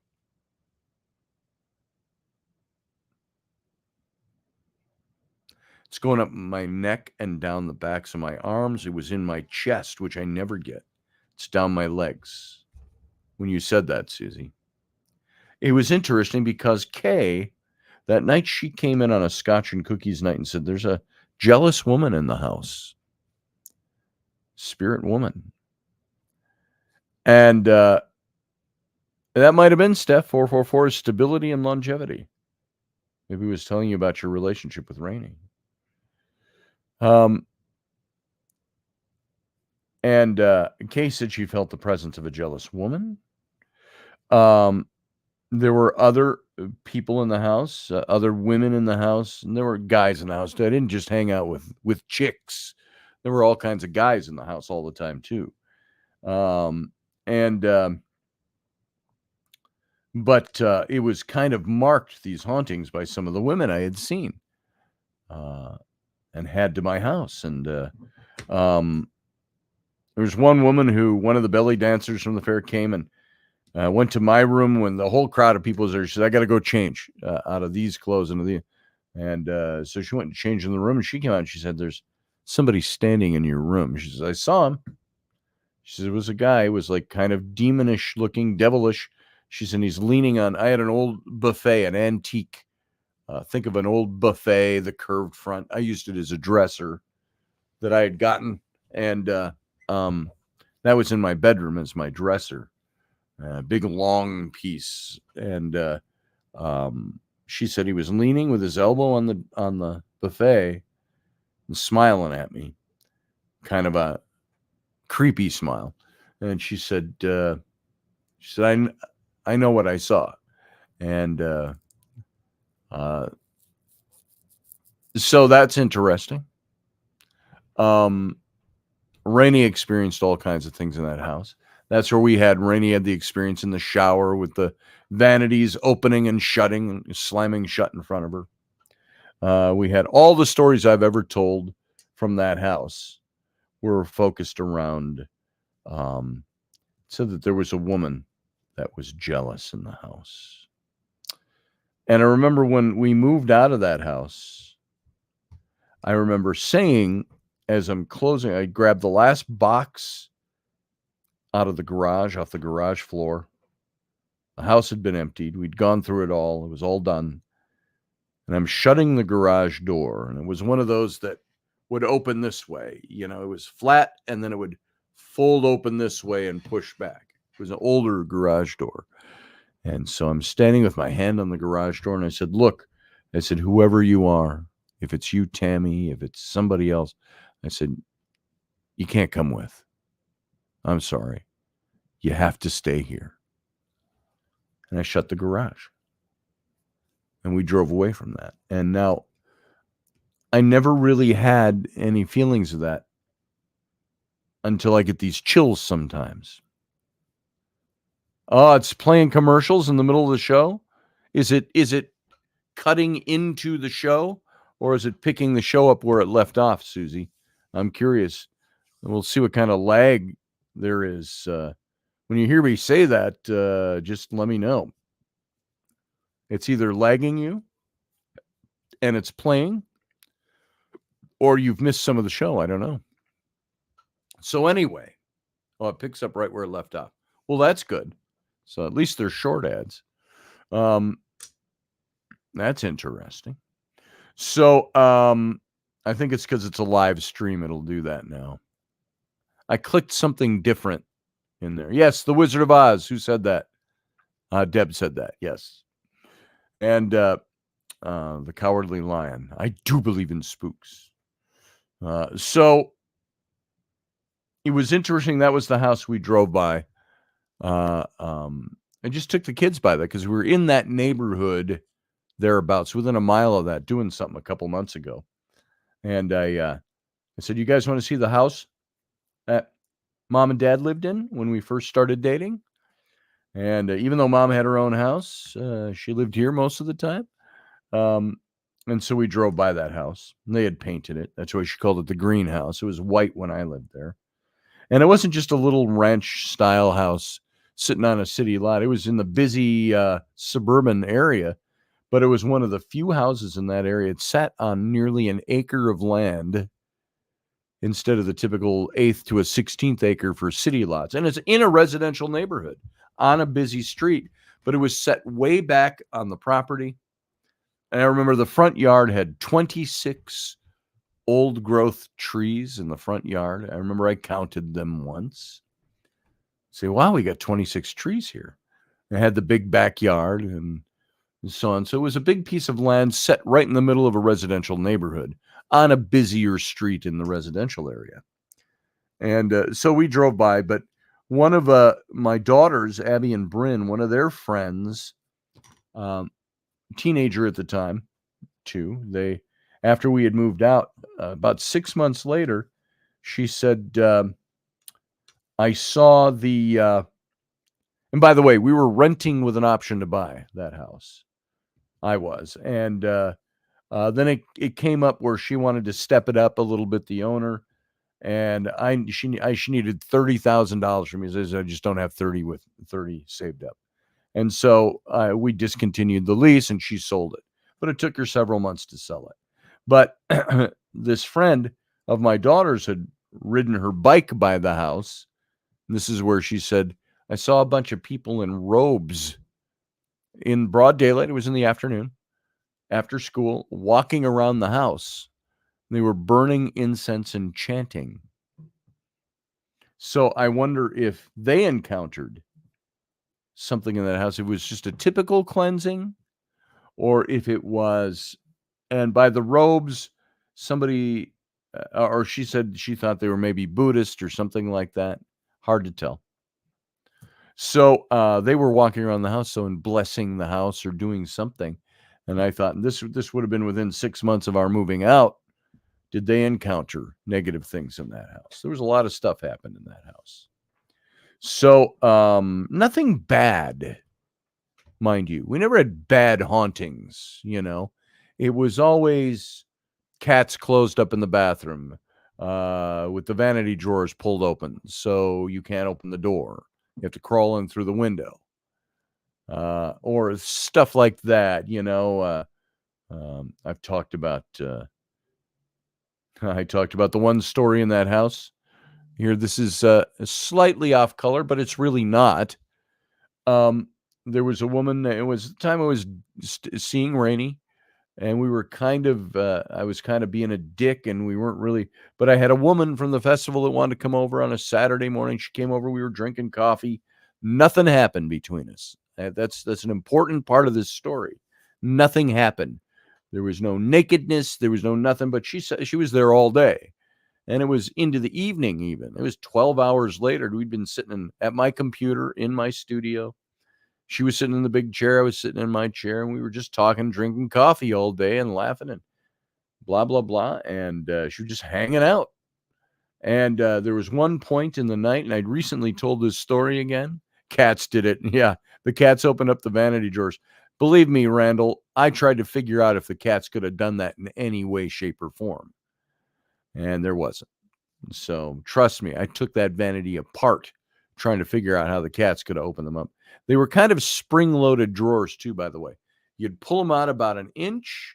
If you let go, they'd snap back in. So, there was no cats opening vanities. But we think about those things, don't we? We try to find ways to debunk them. But anyway, I'm sitting with this woman in the office all day. And at one point in the early evening, 8 o'clock, 7 o'clock, it was dark, so it was winter. Walked back to the bathroom, and this is where I went through. Remember, we had the breezeway of the house was my studio. And it wasn't doors and stuff. The back door went to the garage. The two side doors, the side door was the front door of the house and the back door of the house onto the patio. And then there was a stairway, and my desk sat in front of the railing of the stairway. But the stairway went down to the kids' rooms and the laundry room, and there was a room I rented out down there. And there was a big picture window over that in front of my desk that looked into the living room. No glass, just open. A big 6 foot, 7 foot opening. And then the one step up to the kitchen alongside of that. And so it was open to the house. And so we're sitting in there, and if you go through the kitchen and you went through Sam's bedroom was the old dining room. It had a door on either side of it. You could go from the kitchen into Sam's bedroom. And there was another door which would take you to the back hall and the master bedroom and the master bathroom and stuff like that. So I passed through there, and about midway through Sam's bedroom, I walked through this wall. That's the only way I can describe it. This massive, thick wall of cold air. Like walking into it. And I remember even commenting to myself, whoa, that's cold. It's cold back here. And it was really cold when I went back to the bathroom. I wasn't thinking ghostly cold. I was just thinking, oh, that's cold. And I went to do what guys do in front of toilets. So, I pull my junk out to pee, and I thought, what's that? And you remember this story now? This woman that had been sitting there all day with me, that Raini was probably not really happy about. This was one of the reasons we had some difficulties during that time. But she had long red hair all the way down to her butt. But there was a long red hair, and it was entwined, wrapped around my junk. And I remember I was standing there. And now this is why I said it's important to this story to remember nothing happened between us. Clothes didn't come off. There was no nakedness. There was no sex. There was no nothing. But I had this red hair entwined around my manhood. And I remember unraveling it. And I looked up and I went, very funny. That's what I said to the room. And I thought, whoa, that's weird. So, it's playing commercials at random time. It cuts off parts of the show. Oh, sorry, Russ. I don't know. I clicked something yesterday because every day, every show I ever do comes back and says, we're demonetizing this because of this, and I got to have them review it. And I thought maybe it has something to do with the ads and the ad placements. So I clicked something yesterday. Then it said something wasn't working, and I just clicked through. Maybe that's what I did. So hopefully you're not missing too much when that happens. I'll go fix that for next time.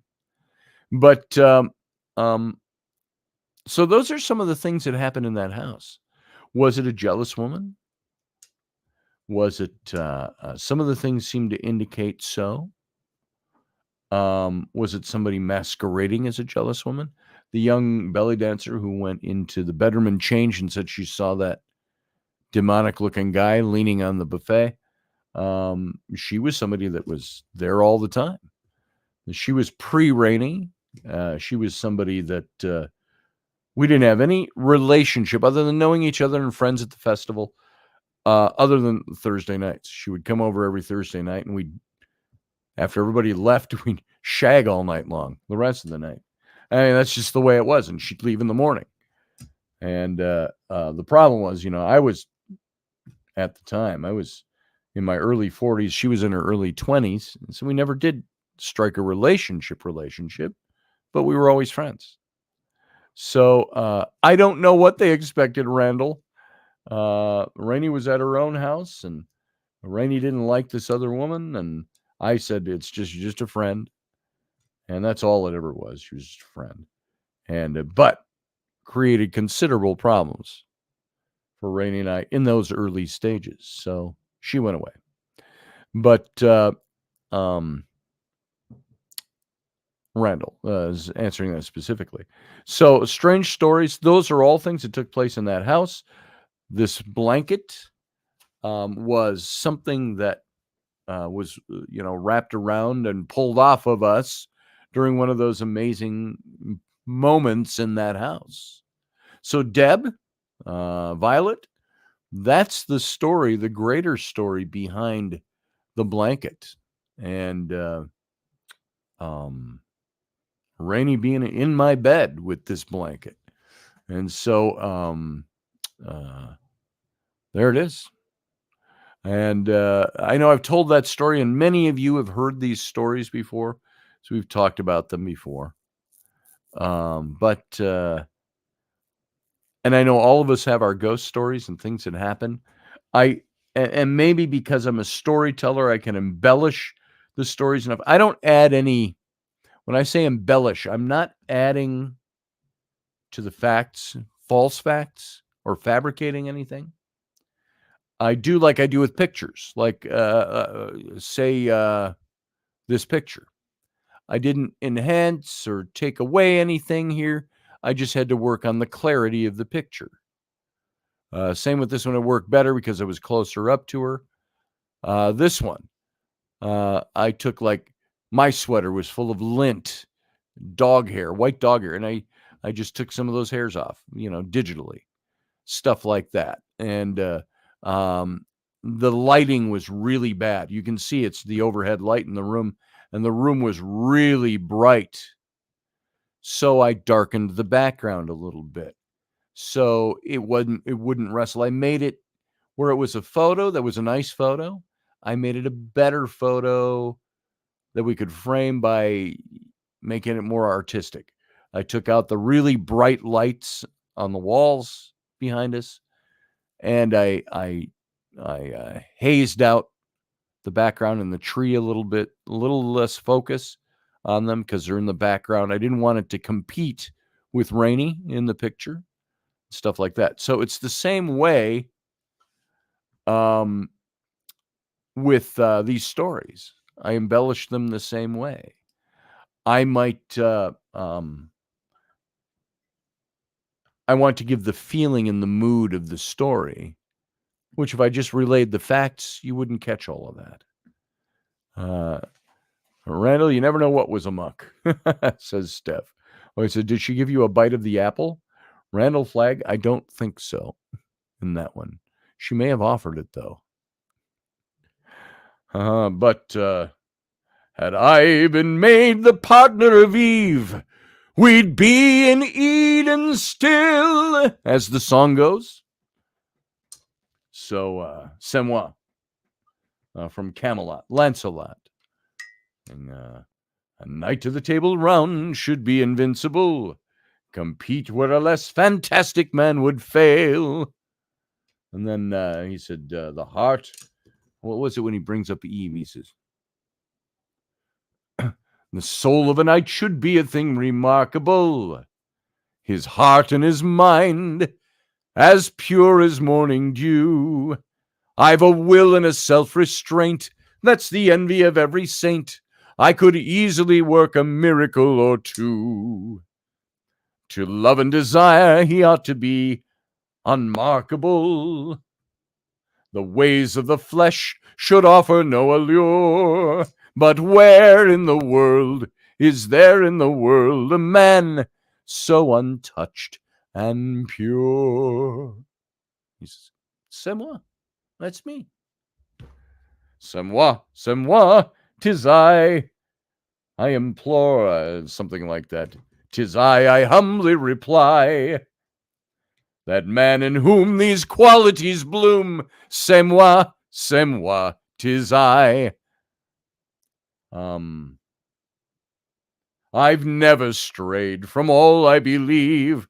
I'm blessed with an iron will.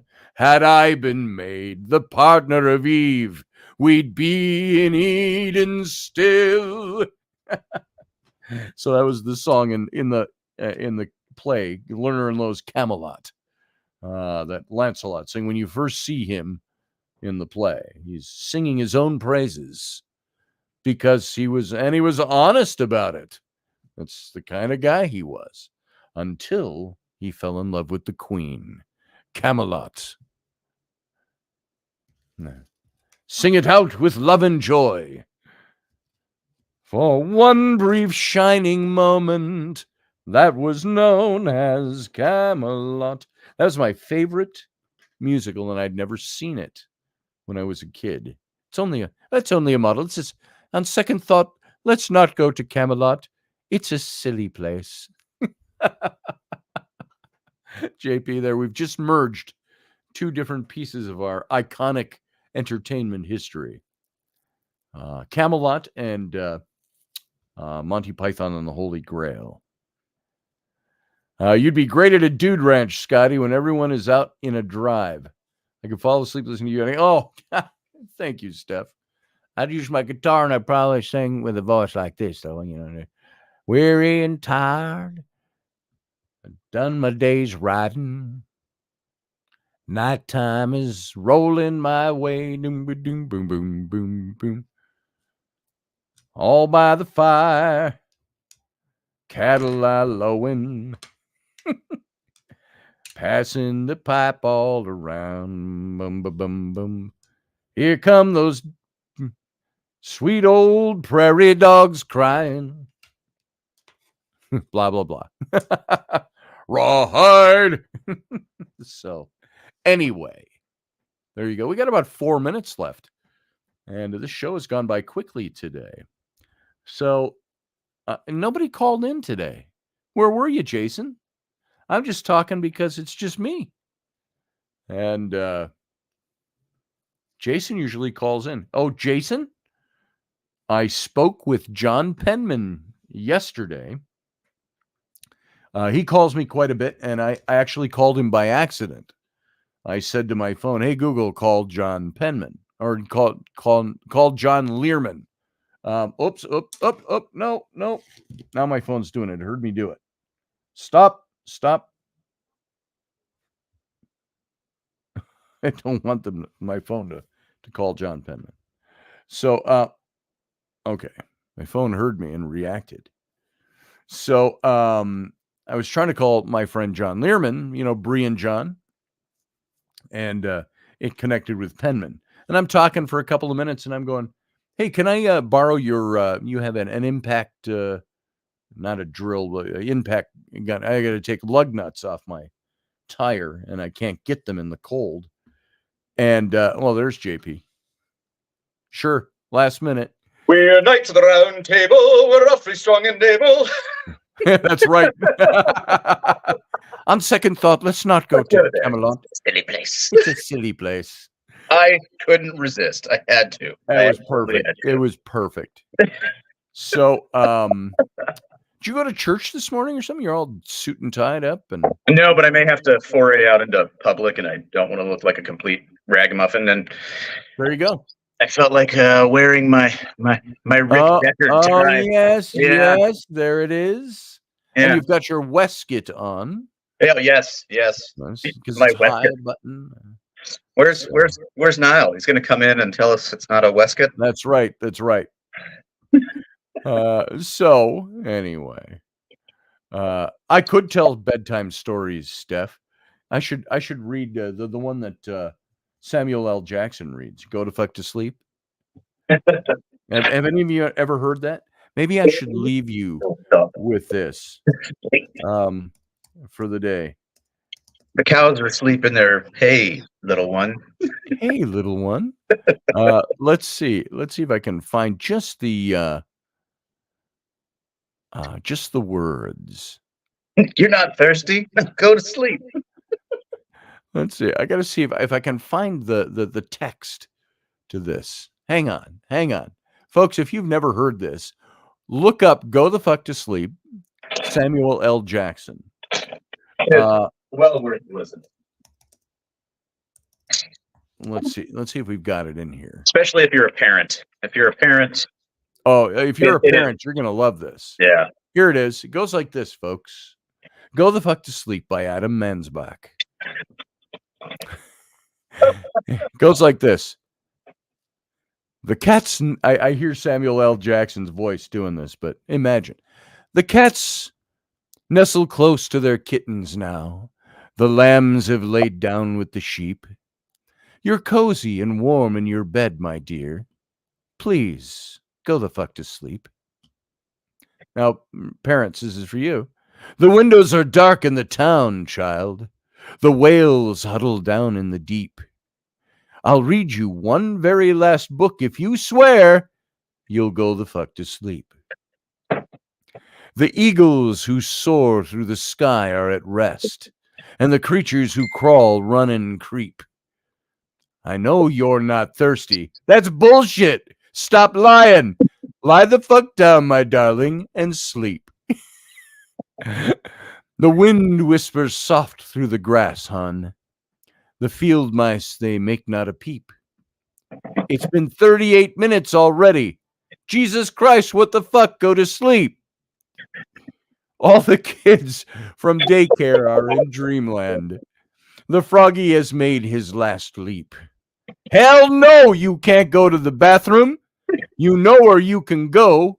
The fuck to sleep. The owls fly forth from the treetops. Through the air they soar and they sweep. A hot crimson rage fills my heart, love. For real, shut the fuck up and sleep.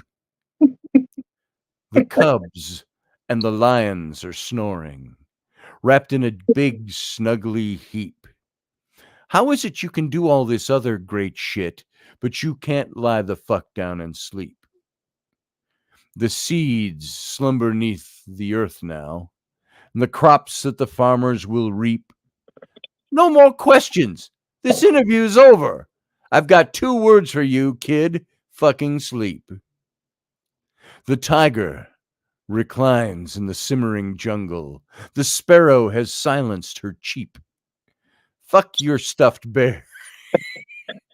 Fuck your stuffed bear. I'm not getting you shit. Close your eyes, cut the crap, and sleep. The flowers doze low in the meadows and high on the mountains so steep. My life is a failure. I'm a shitty ass parent. Stop fucking with me, please, and sleep. The giant pangolins of Madagascar are snoozing as I lie here and openly weep. Sure, fine. Whatever. I'll bring you some milk. Who the fuck cares? You're not gonna sleep. The room is all I can remember. This room is all I can remember. The furniture crappy and cheap. You win. You escape. You run down the hall as I nod the fuck off and sleep. Blurry and dazed I awaken to find your eyes shut. So I keep my fingers crossed tight as I tiptoe away and pray that you're fucking asleep. We're finally watching our movie. Popcorn's in the microwave. Beep. Oh shit. God damn it. You've got to be kidding. Come on. Go the fuck back to sleep. The end. So there you go, folks. That is Go the Fuck to Sleep. Go find it. Read by Samuel L. Jackson. Others have read this too. I would love to write a book where I have all these actors that just want to read my book. I think the only other person probably that I would really, really enjoy hearing and reading it would be probably Morgan Freeman.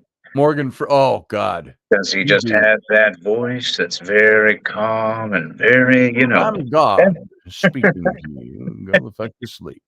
And for the audience who are possibly aghast this is all an internal conversation in this head, not what he's actually saying to the kid. Not what he's saying to the kid. This is an adult thing. Yeah, that's like it's like the poem I wrote, which was a classic. I wrote this for Rocky once. It was called "Ode to Titties and Quim." Sorry for the nasty language, folks, but that was not a poem, even though it was very well written, I think, and very lyrical.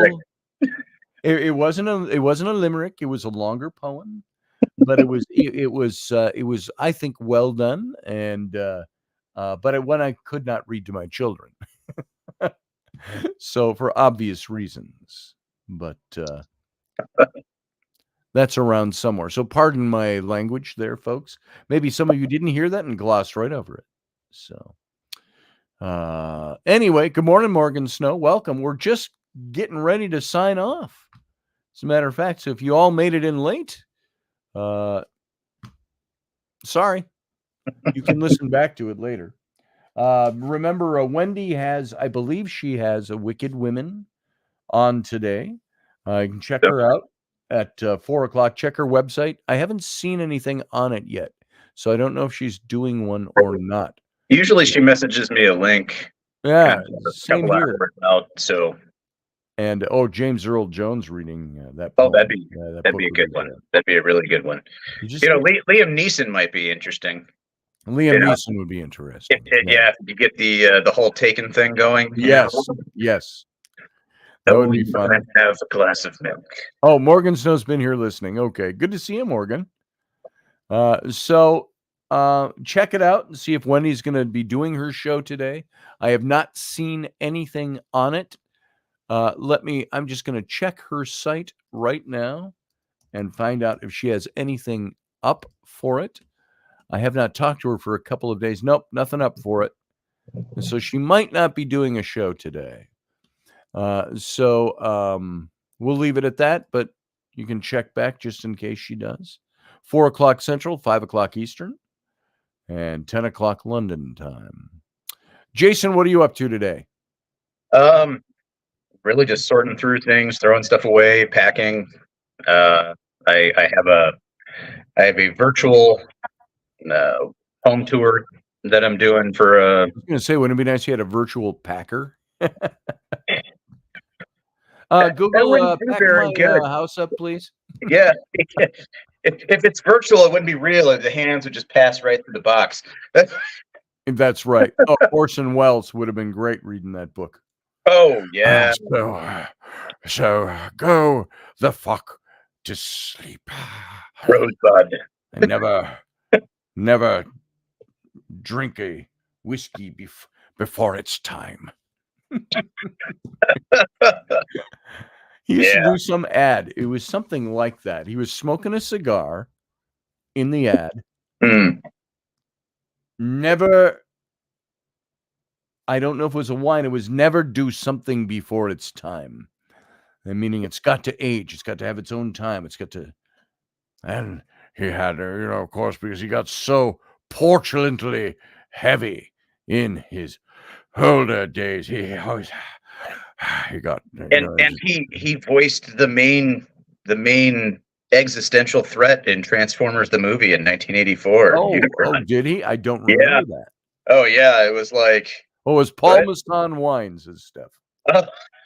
Yeah. Never serve a wine before it's time. I did not know he was in the original Transformers movie voicing it. Yep, the cartoon one back in, what was that, 84, 85, something like that. Yeah, way back. 86, somewhere in that window. Yeah, he voiced who's got one of the greatest voices, Brian Blessed. He's been in several movies, but he did like the voice. And one of the things you might recognize him the most for in recent years was his, he did the leader of the, is it Gungan people? Whatever Jar Jar Binks was. The guy who sat on the throne, the leader of their people. But Brian Blessed had that deep, very, rare. And Patrick Stewart talks a lot about Brian Blessed being a good friend of his. Oh, there'd be another good voice. Oh, Patrick Stewart. Patrick Stewart would be a good one. He'd be great doing it. That would be. So he would probably do it too. He has a pretty good sense of humor. Please go the fuck to sleep. My child. Yes, my child. My dear one. So make it so. Make it so. Yes. And look at that. We're now 11:09. And I'm glad you called in, Jason. Yeah, sorry, it took me a while to call in. I've just been busy with stuff. All right, you're doing other stuff. I get it. Listening in the background. The reason I brought up John Penman and making the phone call, and then I distracted myself. He said, that friend of yours who's making hats. He said, I never heard from him. Yeah, I've honestly been ADHDing on that one.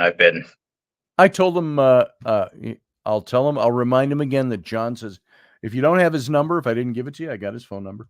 Okay. And he's not doing a lot of, he had dropped off the scene for a couple of years there. He was out. People thought he had died. Yeah. But I remember seeing stuff about that question. Like, he said, now you look at the way you do hats, Jason, And imagine doing 350 of those a year. 350 a year. Yeah, no. That's what Penman does at his height. I asked him Yeah. yesterday because he said in 2020 or 21, he said, I only did 11 hats that year. Yeah. After he'd been in it for almost 10 years. I said, Yeah. well, what were you doing before that? He said, the year before I did 350. Jesus. And That's a lot of it's hats. all handmade. It's all Right. just Well, like and you I've do. been the lousy kind of thing. Well, not okay. It's not really lousy. It's actually pretty great, but lousy timing is there's a guy at my barber's that I go to. He mentioned something last weekend when I was in for a haircut and was like, hey, I'm thinking about getting a hat made. And then a random guy at the wing, where I work, stopped me when I was over at the civilian finance squadron stuff for a meeting. And, was like, oh man, where'd you get your hat? I'm like, oh, I made this one. And he was like, oh, wow. Yeah, I've been looking for a hat. And I'm like, well, hey, here's my contact info. I don't have all of my hat, hat making stuff packed up yet. And I'm gone in May, but, let me know. I'm sure we could do something. Oh. So it's like people have been jumping out. And it's Yeah. like, I'll have to get you my head measurement sometime soon. Right? Yeah, between you and Wendy, what's going on? I will find a tape measure and get that hat. All right. Yeah. Sounds good. You always put a finger in when you measure. So you don't want it skin tight. Right. So. Yeah. Hey, Jeremy Henson, we're just wrapping up. So, but glad to have you anyway. So, all right. Well, Jason, thanks for being here, brother. Thanks for having me. I'll see you tomorrow night. Hopefully. All right. Well, all right. Have a fun day.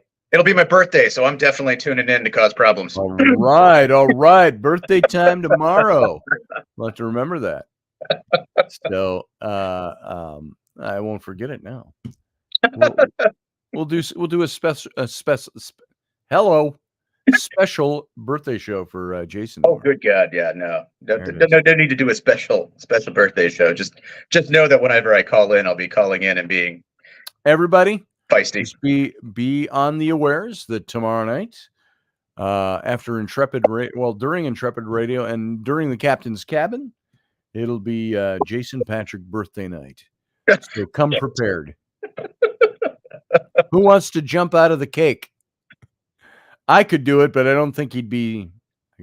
Happy birthday! I'll pay you not to. Yeah. Please do. Please do. I'm sorry. I just did that in a gay voice. I'm not gay. So, not that there's anything wrong with that.